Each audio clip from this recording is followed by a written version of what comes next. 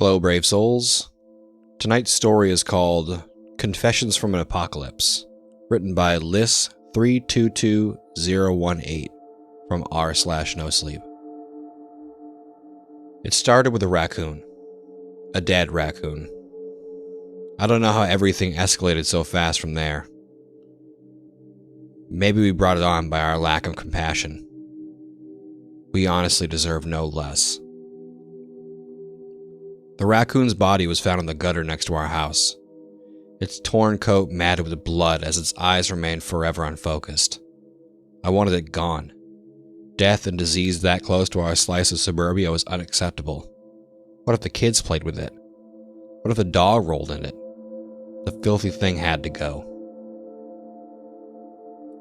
My husband refused to dispose of it. He wasn't going to touch the germ-ridden corpse.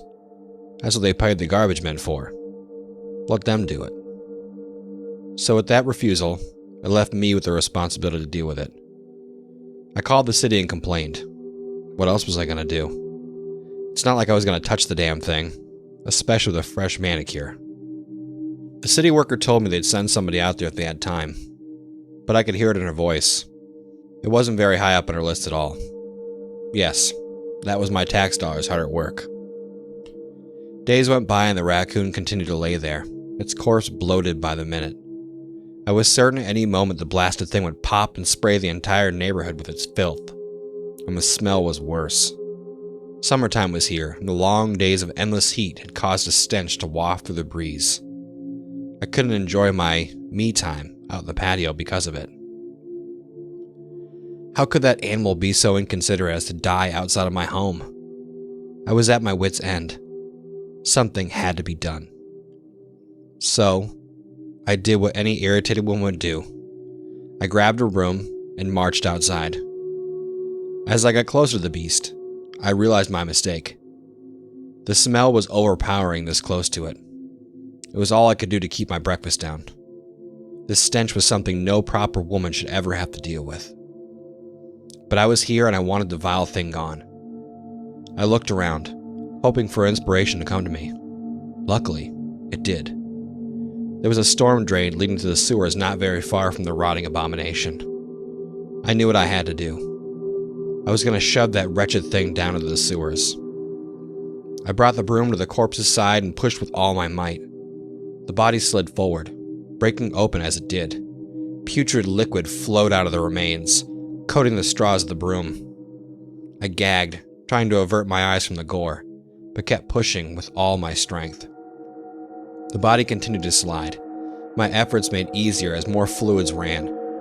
My shoes tried to slip in it, and I cursed the animal as I went. How dare it choose my curb to rot against? I damned its soul to the worst torment hell could offer. No one subjected me to this and got away with it. It would pay. I got it to the grate and shoved it towards the opening. With a satisfying crunch, it dropped through into the darkness below. With one final glance at the rot smeared across the blacktop, I turned and headed back to the house to burn the broom in my shoes. I gave no thought whatsoever to the life that had been taken on this road, only to the inconvenience it put me through. I had cursed the creature with all the hate I could muster. I think about that now as I sit here in this dark, abandoned house, trying to purge my soul of this sin by the dying candlelight. I have lost everything because of my selfishness. I'm alone now. My family taken from me. This is my punishment. I know that. Wait, I hear them outside. The zombies must have been drawn to the flickering light of the candle. I don't know how long my barricades will last. I have to get this out. I need those of you left to know the truth. The zombie plague is my fault. I knew my curses had been heard by someone's ears. I had cursed that raccoon soul to the worst torment hell had to offer. That night, after I shoved the body down in the sewers, the poor doomed creature had crawled into my bedroom, dragged its broken body behind it. There was nothing I could do as the reanimated corpse launched itself at my husband. Its dead eyes watched me as it tore the flesh from his bones. So this is my confession. My selfishness created the first zombie.